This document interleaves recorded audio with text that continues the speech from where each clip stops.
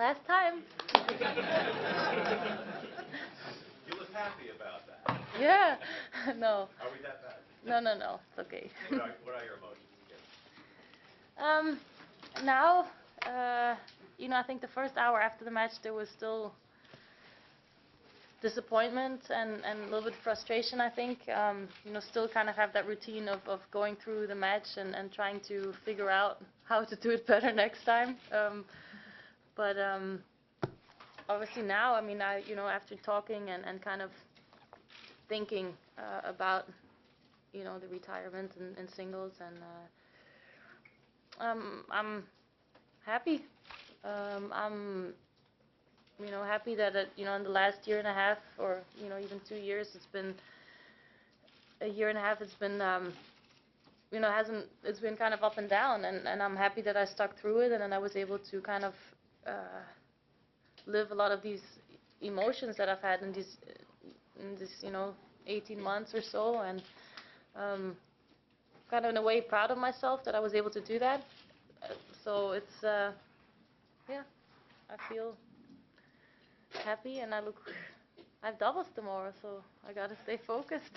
Lee Na said before the result of your match was known, in anticipation of playing you, she said it's going to be kind of weird because there's going to be mixed emotions because she so does not want to see you leave, and she cited all these wonderful qualities about you and what you've done for the game, and then Robson just said also that she didn't think about playing you in her last match, but then she went on and just paid so many tributes not only to your athleticism but to so many other great qualities and your the friendliness and mentoring that you've had. And, you hear that from players on the women's tour, and what does it mean, now that your career is over, that you leave a legacy like that?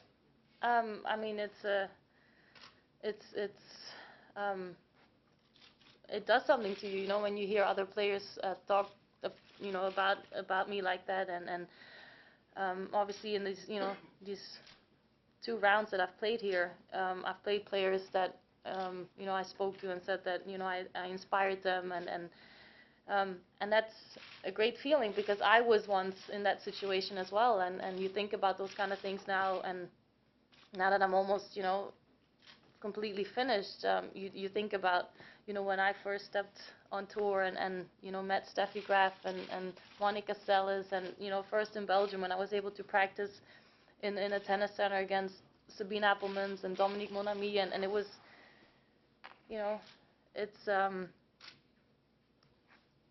it's been an incredible journey, and a lot of dreams for me have come true because of tennis, and as a little girl I got Christmas rackets under the tree and outfits of Steffi Graf, Monica Seles, and I would want to wear them to bed. I was so excited, and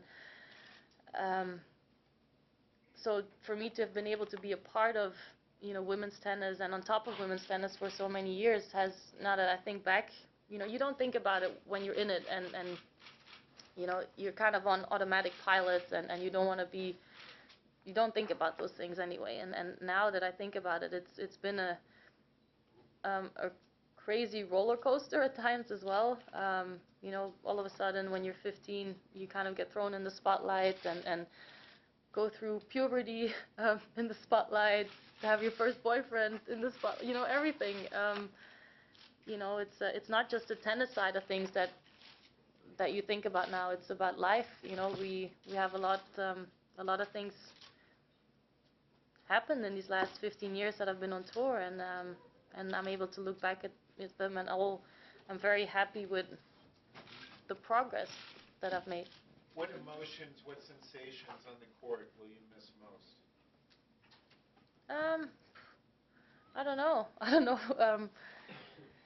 Even moments like today, where I'm able to save those match points, and those are definitely moments that are fun to have, and fighting for it, even when you're not maybe playing your best, but still trying to find a way to battle through it, and yeah, playing hard. And I think that's, at the end of the day, that's something that I don't know if I will miss it, but those were definitely the moments that I enjoyed the most, is when you're playing matches where you're with your back against the wall, and still find a way to come back and play well, and just, yeah. Do you feel like imagine what your life is going to be like after tennis? When you think and you look about, what's going to happen from now, what are the things that you're looking forward to most about retirement? Just kind of being home, I guess. Being home and kind of having that routine for my family. For a daughter who, I'm sure that in 2 months I'm gonna be like, oh, but I told my husband, I'm like, look, I've been traveling since I'm 11 years old. Every so often I need to go stay in a hotel where I can just go and line up for breakfast and don't have to set up and clean the table and make up the beds every day and all that. I enjoy that, and I enjoy it a lot when I come back from a long trip and I want to do it. And but after a while you're like, oh, I've always been a player. Even when I played, and everybody who's worked with me knows that I need a lot of variety. Sam, my fitness trainer, I mean, never has 1 week been the same. And that's something that I will always look for challenges, and when I'm even in life without tennis or without tennis at a high level, I'll always be involved in tennis, and I'll always try to give back to others what tennis has given me, and so I look forward to kind of that next chapter as well, where I can help younger kids and girls who would like to be in our shoes and live this kind of lifestyle. Do you feel like this is easier for you? Ladies first. Feel is this maybe a little bit easier because you've done this retirement Yeah. thing before? And can you just talk a little bit about Korea 1, Korea 2? It is easier because, like I said, I've had moments like a year and a half ago where I've already was in this situation where, I don't know if I want to keep going. So I'm happy that I did. But comparing career 1 was obviously a lot longer than career 2.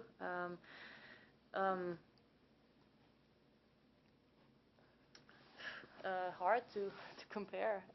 You started when you're 15, and I think up to 24, so 10 years I think my first career was, and it was an intense ride, and emotionally hard at times as well, dealing with some of the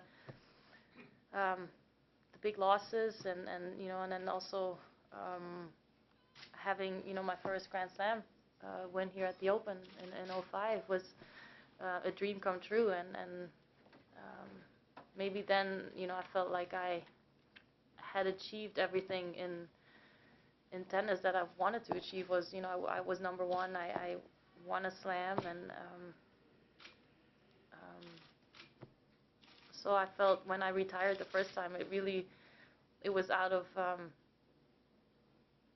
it was a long career, and I don't do anything at 50%.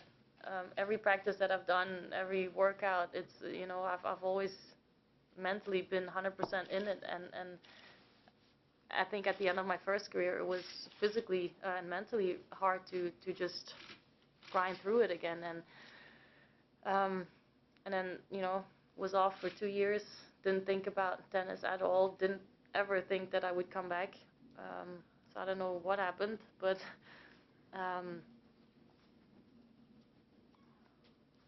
started practicing for the Wimbledon event with the opening of the new center court with the roof, and gradually just started to feel, tennis was kind of a let out as well. It helped me kind of get rid of emotions and have a focus on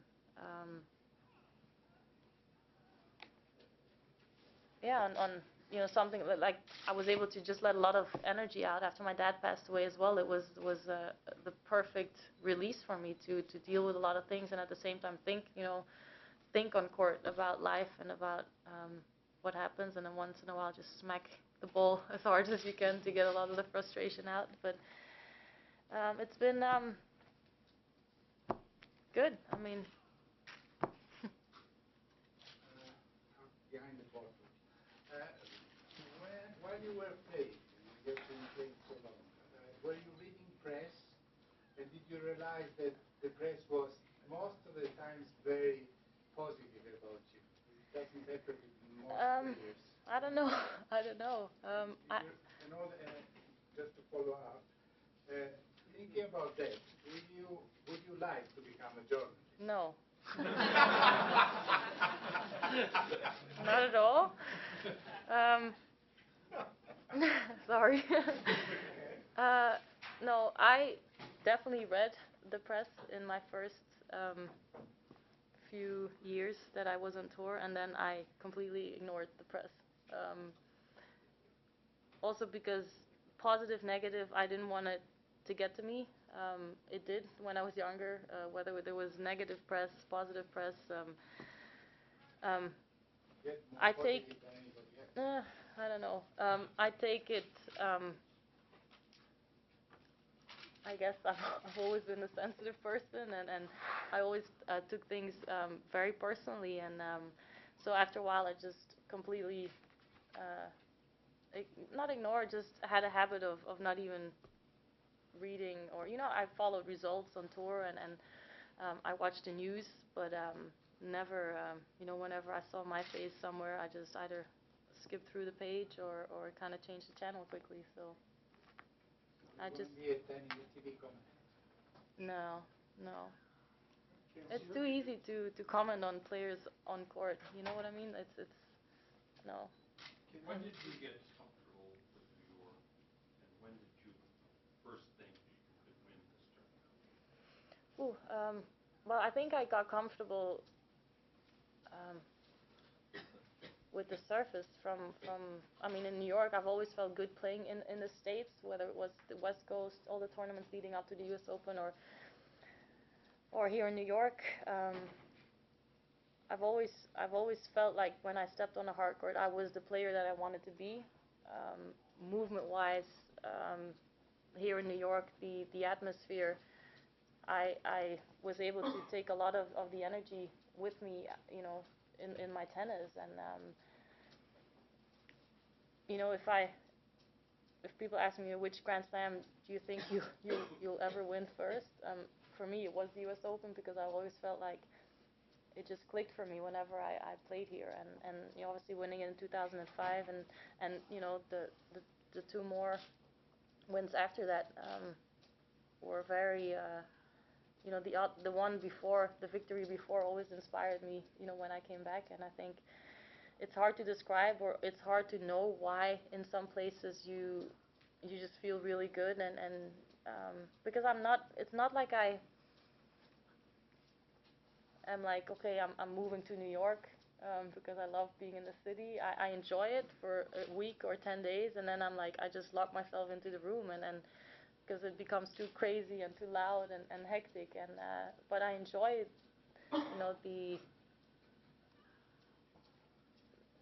being in this environment, and being here on site and playing on center court has been an incredible experience. Still, even now after so many years, when I stepped out there in my first round, the night match, it was still very special, and I'm happy that although I've been there a few times, that the specialness of that situation has never gone away, and so that's nice to have those emotions. Does your daughter understand what's going on now that you're no longer going to? I haven't seen her yet, actually. But I've been telling her, when she, even this week, a couple times, where she was like, oh, why don't you come with us to go out, or go for a walk? Or I'm like, look, Mama's almost done. When I'm done with this tournament, I'll be there, and I'll do all those fun things with you, and or try at least.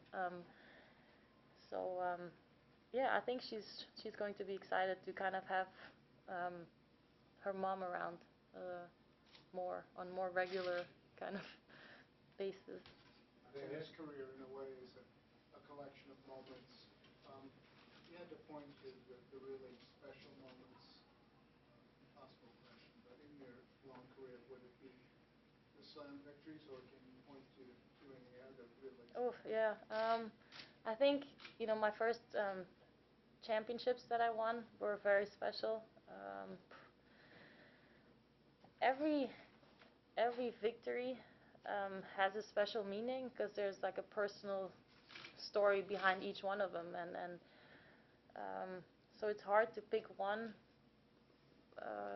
First, becoming number one, although I hadn't won a Grand Slam, but it was still something that is so surreal, and as a youngster, I looked at number ones and I admired them so much, and then, for me being in that situation and was incredible, and winning my first Grand Slam. I mean, there, of course, every victory has a special meaning, and it's very hard to say this one meant more than the other one, because I think now that I'm a little bit older, I'm able to kind of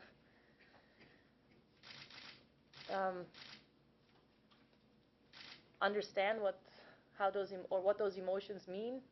Where I was younger, it's like the adrenaline rush, and it goes by so fast that you don't have time to really think about it. Kim, you're always so sunny. I think people may underestimate, how great a competitor you've been.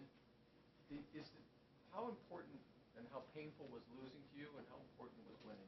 Just the very basic winning and losing. Was it tough to handle losing? Or? It was.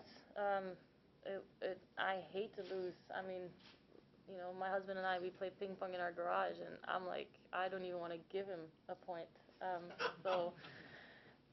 I hate to lose, but I'm very aware, or I understand, and appreciate when you have an opponent who's playing really well and plays good tennis, and I always try to be better than my opponent, and I always try to find a solution to try and win a match. But I was also aware or understood that players can be better than you on the day, and it always, losses have always motivated me more to go back. I have a little gym in my basement downstairs, and even when I was supposed to take a few days off, I would go into the gym and just run and do intervals and workouts to try and be better next time after a loss, and and I think probably most of the time I've done those moments by myself, but then obviously in the last few years with with my team, and especially with Sam. And What are your thoughts on was the Laura most? Robson? Excuse me. What was the most painful one, and why? The loss.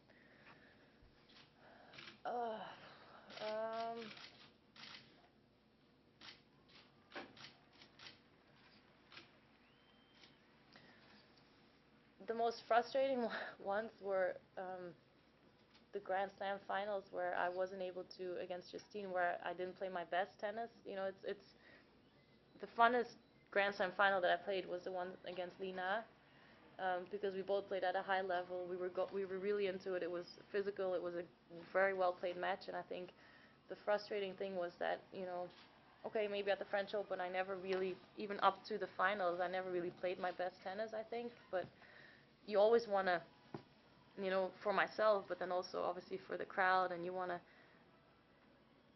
play your best tennis on the special occasion, and that's probably been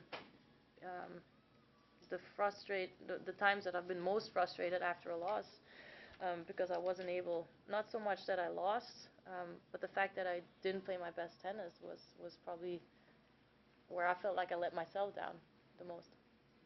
What are your thoughts on Laura Robson, the player, and also what Laura Robson said on court after the match? I mean, I knew before I stepped out on court that I would have to play well. I've practiced with her in Wimbledon, and we had a really good practice, and I, said to my team as well, like, she hits the ball so clean, and I think today as well she moved really well, and she anticipated really well. So I think obviously if she, I think, physically gets a little bit more, like, better, even more explosive, then I think she's going to be a great player, and again, someone that I'll be watching and keeping an eye on. And as a person, she's always been a girl that's always been really nice and friendly in the locker room, and so I obviously don't know her that well to say, but the words that she said on court afterwards were very nice, um, I got a little bit emotional there, but I just, it was very nice to hear those things from another player. What were those emotions? What were you feeling? Thankful, I think, first of all, for the things that she was saying about me, and it kind of, saying that, she's obviously watched, when she was younger, a big part of my career, and then again, you start thinking and kind of about, these last 15 years or so. Do you think you may have lost this match already yesterday in a way because the pressure that today was all that this is your last tournament and it's No, no, not at all. Not at all. I can honestly say that I didn't approach this tournament any differently than the last 9 years that I've been coming here. I'm staying in the same hotel. I have my same routines. It's not like I was like, oh, let's go out and enjoy the New York nightlife or no. I mean, I'm serious. Like I was as focused, if not even more, than ever. So I knew when I stepped out on court that I was going to have to play good tennis to try and beat her. I knew that, but I didn't feel any more pressure because of this being my last tournament. Maybe the opposite, because it's easy. It feels easier to one last time try your hardest and do that last workout, and so it doesn't make it harder. It actually makes it easier for me. You do two more, please. Kim, observing your legacy from a very specific aspect, what is your reaction when your name will be mentioned with the great Margaret Court as the winningest Grand Slam champion as a mother?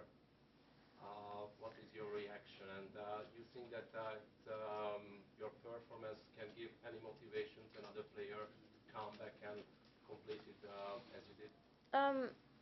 Look, when I hear it, it is special, and I feel proud that I was able to win a slam as a mother, just because I know how much work it took after I had Jada, and to get back, physically and tennis-wise and mentally to get back into the sport. So, but then on the other hand, I never thought about that when I was playing.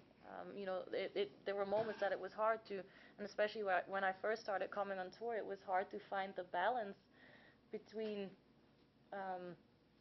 figuring out, when I was home, I was still practicing and working out hard, but I was 100% mom, and I would, if Jada was sick, or I would, call up and say, look, I need to be home now, but obviously during a tournament, I can't, call the tournament director and say, hey, can you move my match, because, I need to be home for Jada or something. So,